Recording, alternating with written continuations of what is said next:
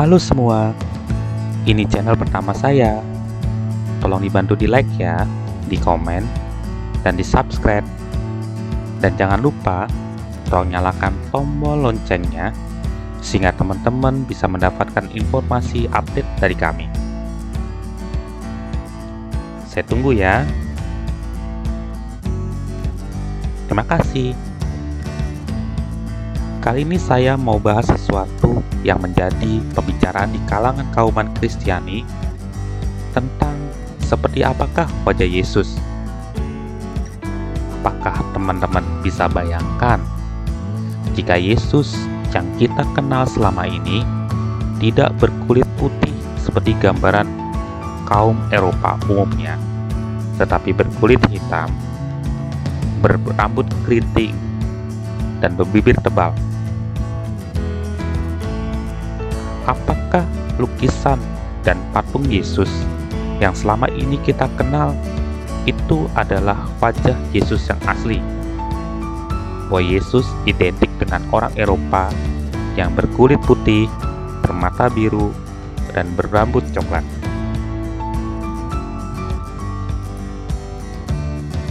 Polemik soal Black Jesus diawali dari sebuah buku yang ditulis pada tahun 1970 oleh James Halscon yang bertajuk A Black Theology of Liberation.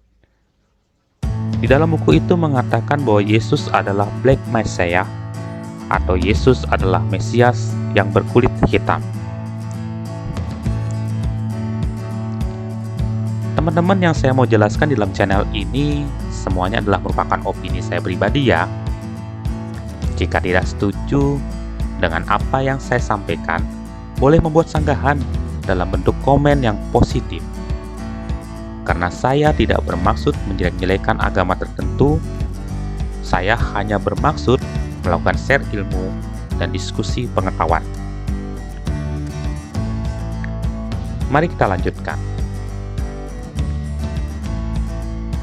Apakah Yesus yang kita kenal selama ini, yang berambut gondrong dan berjenggot itu, yang prototipe dengan semua Yesus di dunia, apakah benar-benar wajah Yesus yang asli? Sedangkan dalam satu prototipe wajah Yesus yang berkulit putih saja, kita bisa temukan berbagai macam wajah Yesus yang tidak sama satu dengan yang lain. Kontroversi tentang wajah Yesus ini pernah kembali mencuat dalam suatu diskusi di Fox News pada tahun 2013 yang dibawa oleh Megyn Kelly dengan bersama narasumbernya. Dia mendiskusikan di slate.com bahwa untuk mencegah terjadinya rasial, harusnya Sinterklas digambarkan dalam bentuk penguin, bukan sebagai orang kulit putih, sama seperti Yesus yang digambarkan sebagai orang kulit putih.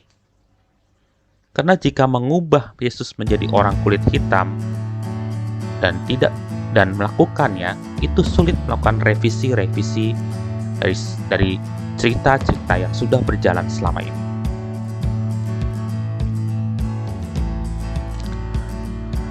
Kontroversi tersebut mencuat karena Yesus selama ini digambarkan merupakan sosok pria Eropa berkulit putih, berambut coklat, dan bermata biru. Padahal yang kita tahu, di beberapa negara, di beberapa suku, Yesus digambarkan sesuai suku dan ras masing-masing. Ada gambaran bahwa Yesus orang Asia atau Yesus orang Afrika.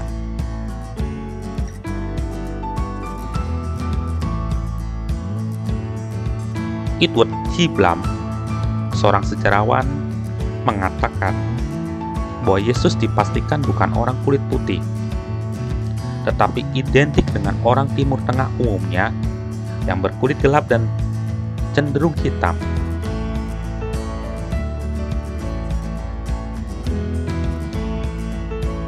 Teman-teman, jika menapak apakah Yesus itu kulit hitam atau kulit putih, bisa dilihat bahwa Yesus yang garis keturunannya adalah suku Israel yang berasal dari Abraham. Abraham yang merupakan bapa orang Israel berasal dari tanah Uskazim yang terletak di daerah Mesopotamia, di sebuah area yang bernama Kaldea, atau dalam bahasa Ibraninya disebut Kasdim. Kasdim yang sekarang terletak di Irak. Nah, berbicara dengan suku-suku di Irak sekarang, yang dahulunya merupakan wilayah Mesopotamia, di mana penduduknya mirip dengan gambaran orang Timur Tengah sekarang saat ini. Tidak seperti orang kulit putih. Berdasarkan fakta-fakta itu, maka dilakukanlah pendidikan. Juga berdasarkan sebuah cerita tentang kisah penangkapan Yesus di Taman Getsemani, di mana orang Romawi tidak bisa mengenali Yesus tanpa bantuan dari Yudas Iskariot. Mereka tidak bisa membedakan Yesus dengan murid-muridnya. Sehingga bisa disimpulkan bahwa Yesus mempunyai prototipe yang sama dengan orang Yahudi sejamannya yang mendiami tanah Timur Tengah saat itu, yaitu berkulit gelap.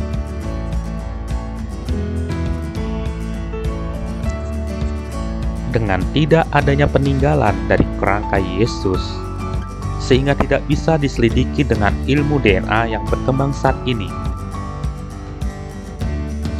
maka dilakukan beberapa pendekatan secara forensik oleh para peneliti untuk merekonstruksi wajah Yesus yang sesungguhnya.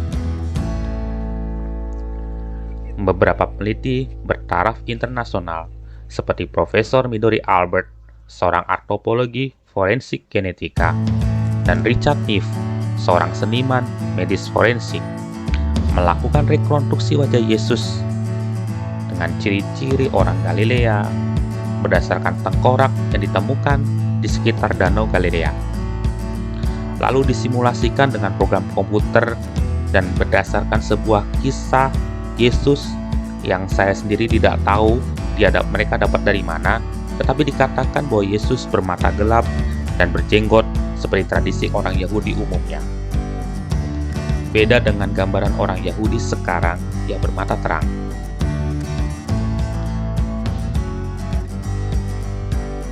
Dan juga dikatakan bahwa Yesus sebagai anak seorang tukang kayu terbiasa bekerja berat, sehingga memiliki massa otot yang lebih terbentuk dan wajah yang lebih terlihat sangar karena sering terbiasa di luar ruangan, tersorot sinar matahari sepanjang hari saat dia melakukan pengajaran-pengajaran dimanapun dia berada. Maka disimpulkan bahwa Yesus lebih mendekati orang kulit gelap dibandingkan orang kulit putih. Berikut hasil gambaran Yesus yang lebih mendekati orang Afrika dibandingkan oleh orang Eropa seperti gambaran saat ini. Inilah adalah gambaran Yesus yang disusun oleh Profesor Midori Albert dan Richard Neff.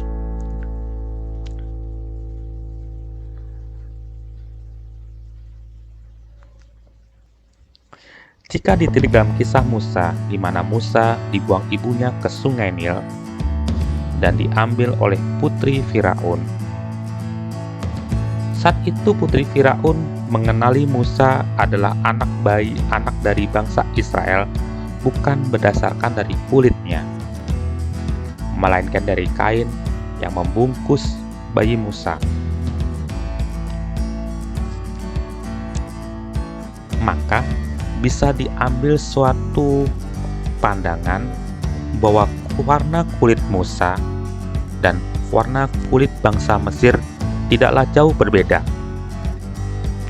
Musa tumbuh sebagai pangeran di kerajaan Mesir, hidup dengan pendidikan dan pengetahuan bangsa Mesir, dan tidak dibedakan dengan bangsa Mesir lainnya.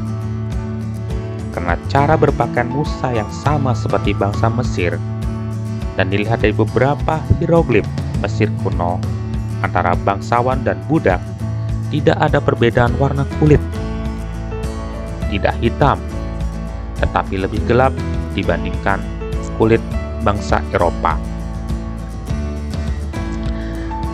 ini kita ketahui bahwa orang Mesir umumnya berkulit gelap seperti orang Arab, tetapi tidak berkulit hitam layaknya orang Afrika atau Negro.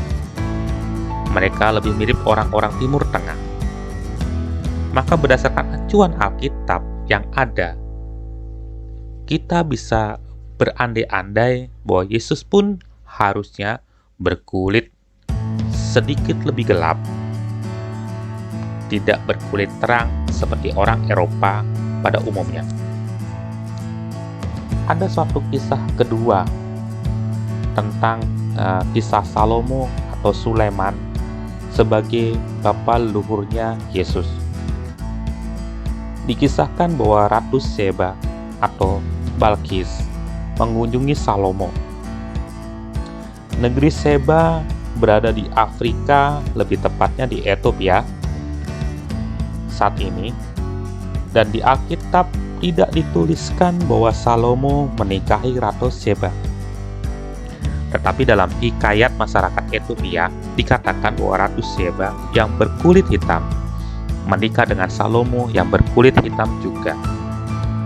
Bahkan di sebuah gereja di Rusia ada beberapa ikon yang menggambarkan Salomo berkulit hitam dan berambut keriting layaknya orang Afrika. Beberapa gereja tradisional di Ethiopia juga banyak gambar-gambar ikon yang melukiskan bahwa Salomo dan Seba sama-sama berkulit hitam.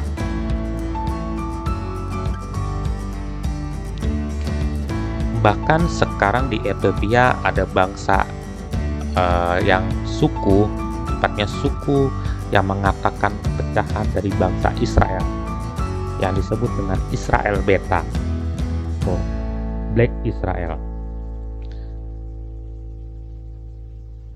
karena mereka berkulit hitam dan mereka sudah ada sejak zaman Salomo. Mereka mengklaim sebagai orang Israel asli yang lengkap dengan 10 suku yang hilang. Seperti kita ketahui bahwa dari 12 suku Israel yang tersisa saat ini hanya tinggal 2. Dan 10 suku lainnya atau kerajaan Israel Utara hilang pada saat diduduki oleh bangsa Assyria. Suku-suku Israel Utara yang berjumlah 10 itu dibuang keluar dari tanah perjanjian dan menetap di beberapa daerah di Eropa, Asia, bahkan Afrika, dan menjadi diaspora yang hilang.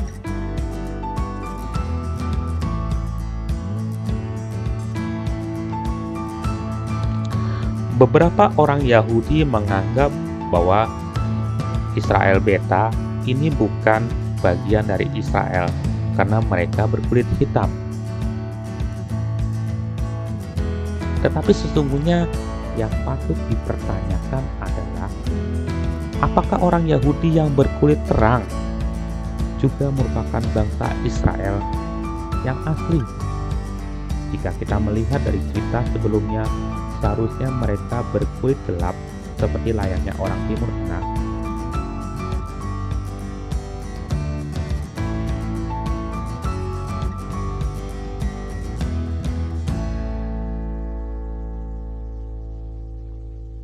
Selain orang Yahudi Beta di Ethiopia, juga ada Bani Manasseh di India yang mengklaim keturunan Manasseh, yaitu anak dari Yusuf yang dibuang ke tanah Mesir. Dan suku Pashtun di Afghanistan. Kedua suku ini juga bukan merupakan suku yang berkulit terang, tetapi mereka lebih ke arah berkulit gelap.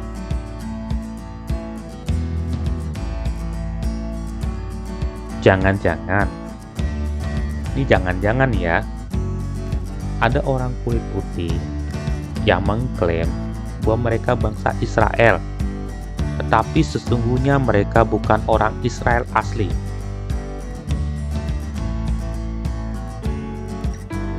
Fakta-fakta seperti ini sulit diselidiki kebenarannya karena beberapa bukti sejarah telah lenyap saat terjadinya perang salib hingga perang dunia kedua yang meluluhlantakkan tanah Eropa dan Asia, khususnya di Asia Tengah dan Barat. Jadi, bagaimana jika Yesus sesungguhnya berkulit hitam, berambut keriting, berbibir tebal, mirip seperti orang ras Negroid, bukan seperti ras Kaukasian seperti yang kita kenal selama ini?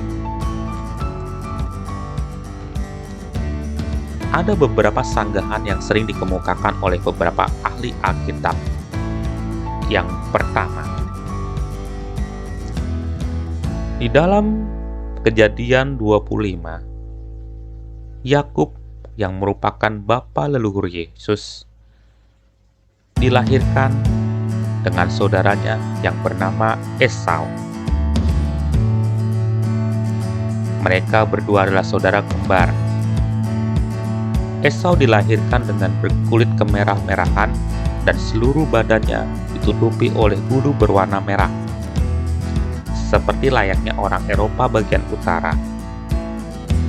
Tetapi Yakub dilahirkan dengan berkulit bersih.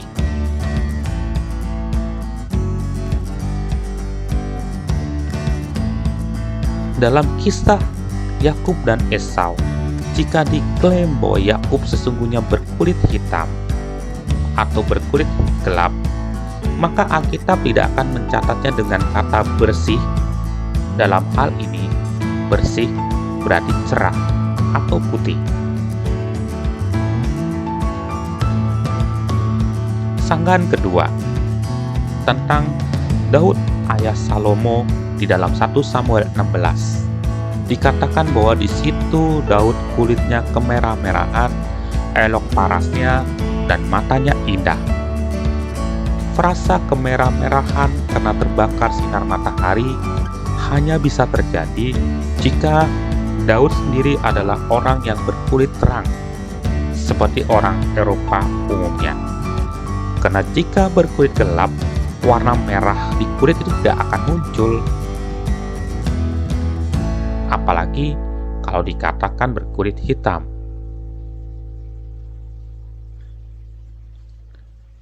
Sanggahan ketiga tentang kisah Musa yang membunuh orang Mesir karena memukuli orang Israel di kitab Keluaran 2 ayat 11. Di situ orang Mesir berkata kepada Musa, "Apakah engkau bermaksud membunuh aku seperti engkau membunuh orang Mesir itu?"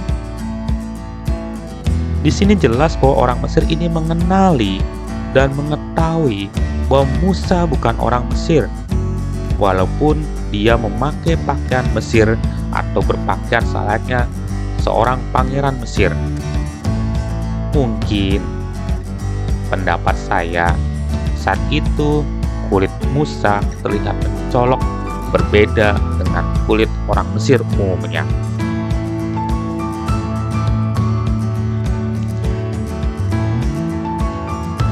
Teman-teman, pemakaian wajah Yesus yang umum dipakai sekarang ini muncul pada saat zaman Renaissance atas permintaan Paus Alexander ke-6, yaitu Rodrigo Borgia, yang meminta kepada seniman besar saat itu, yaitu Michelangelo dan Leonardo da Vinci, agar ikon wajah Yesus yang digambarkan oleh kedua seniman itu diambil dari wajah Caesarea Borgia yang memiliki kepribadian buruk, seorang keturunan bangsawan yang mempunyai hubungan sangat dekat dengan Paus Alexander ke-6.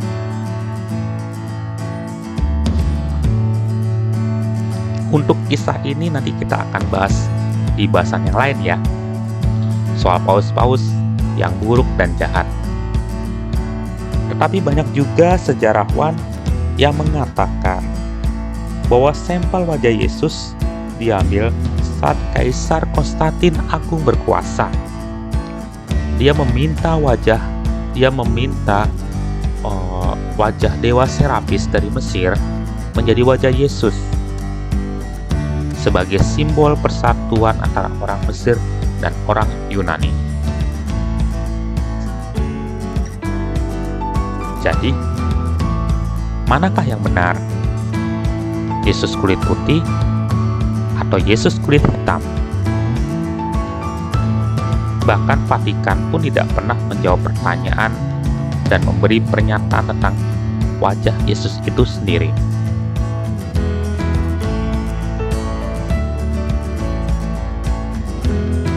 Mau Yesus kulit hitam, kulit putih, orang Asia, orang Fiji, siapapun Yesus sesungguhnya tidak masalah bagi orang Kristen. Bahkan banyak gereja-gereja tradisional yang menggambarkan Yesus seperti orang Jawa, orang Papua, orang Cina, dan orang Negro. Bagi umat Kristiani, suku ras tidaklah penting dalam mempertahankan iman mereka. Yang penting justru peristiwa penyelamatan dengan wafatnya Mesias yang menebus dosa manusia.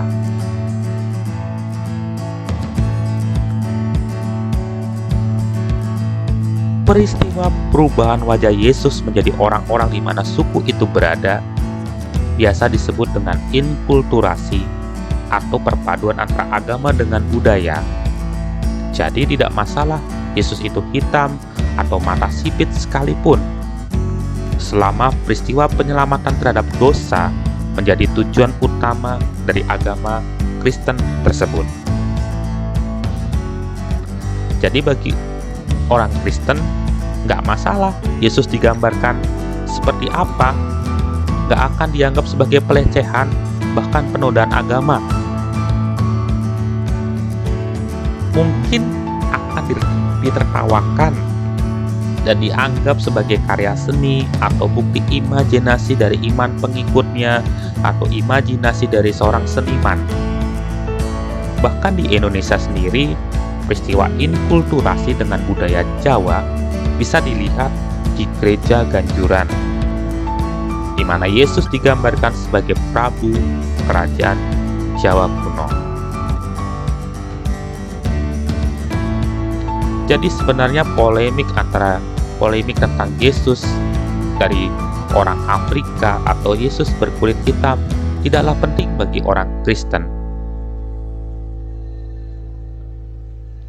Yang penting adalah karya penyelamatan yang dilakukan oleh Mesias Agung, yaitu Yesus sendiri.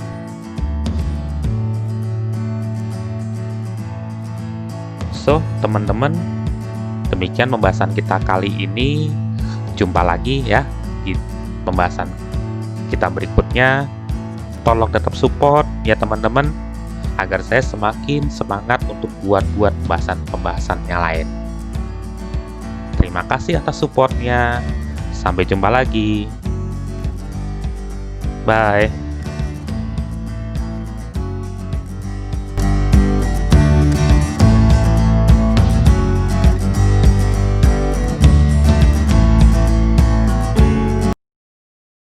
Halo semuanya. Channel ini kami dedikasikan untuk sahabat kami Niko yang telah dipanggil Bapa di bulan November 2020 akibat sakit TBC. Niko adalah seorang yang sangat suka melayani tanpa pamrih dan selalu berkomitmen. Dari Niko, kami banyak mengenal Alkitab dan jadi mencintai hidup berkomunitas dan menggereja. Niko juga sangat meneladani kerendahan hati dan sikap berserah kepada Bunda Maria. Karena begitu mencintai Bunda, sehingga Niko memiliki 300 koleksi patung Bunda Maria dari seluruh penjuru dunia. Patung Santo Santa, serta koleksi beberapa jubah imam, perlengkapan misa yang menjadi kepunyaan pribadi. Rumah yang selama ini menjadi tempat pelayanan doa dan tempat pemeliharaan 300 koleksi patung adalah rumah kontrakan yang ditinggali Niko beserta mamanya yang sudah berusia 78 tahun. Setelah Niko meninggal, kontrakan rumah tidak akan diperpanjang dan mamanya akan tinggal di kos karena untuk mengontrak rumah biayanya cukup tinggi bagi wanita yang sudah jompo dan tidak mempunyai sanak saudara lagi. Sebagian koleksi patung dapat dilihat di website www.galerimaria.wordpress.com. Sepeninggalan Nico, koleksi tersebut akan dibagikan kepada beberapa kerabat dekat. Bagi kami, sahabat-sahabat terdekat Nico sangat sedih jika benda-benda koleksi Nico tercerai-berai. Karena di Indonesia belum ada yang memiliki koleksi selengkap kepunyaan Nico. Ditambah beberapa koleksi termasuk barang limited edition yang tidak diproduksi lagi dan punya nilai historik sejarahnya. Sebelum meninggal, Nico punya cita-cita membangun yayasan untuk membuat museum rohani untuk koleksi patung tersebut, serta Gua Maria, tempat retret, dan sebagai pelatihan berkebun dan berternak secara gratis bagi kaum papa. Jadi, kami berencana untuk mewujudkan impian Nico dengan membuat yayasan yang akan memelihara semua koleksi tersebut agar seluruh koleksi Nico punya dasar hukum dan punya tempat untuk diletakkan dan dirawat. Sehingga banyak orang yang akan mengenal tentang Maria dari seluruh penjuru dunia serta semua kisahnya. Mungkin sahabat-sahabat kami yang non-Katolik akan mengkategorikan sebagai penyembahan berhala atau penyembahan Maria. Tapi bagi kami yang Katolik, sosok Maria adalah sosok panutan bagaimana mengilhami tentang kerendahan hati dan sikap berserah kepada Tuhan. Itu sebabnya kami Katolik sangat mengagumi sosok Maria, sampai membuat patungnya untuk mengingatkan keteladanan Maria dalam mempertahankan imannya. Yayasan yang akan kami buat ini membutuhkan dana untuk menempatkan dan merawat koleksi patung Bunda Maria. Dana kami butuhkan sebelum Juli 2021. Karena itu adalah akhir sewa rumah yang kami gunakan untuk meletakkan dan memelihara semua patung Maria dan para kudus tersebut. Dana yang terkumpul akan kami gunakan untuk membuat yayasan rohani agar dapat mengurus patung tersebut dan melanjutkan kembali pembelian lahan dan membangun museum.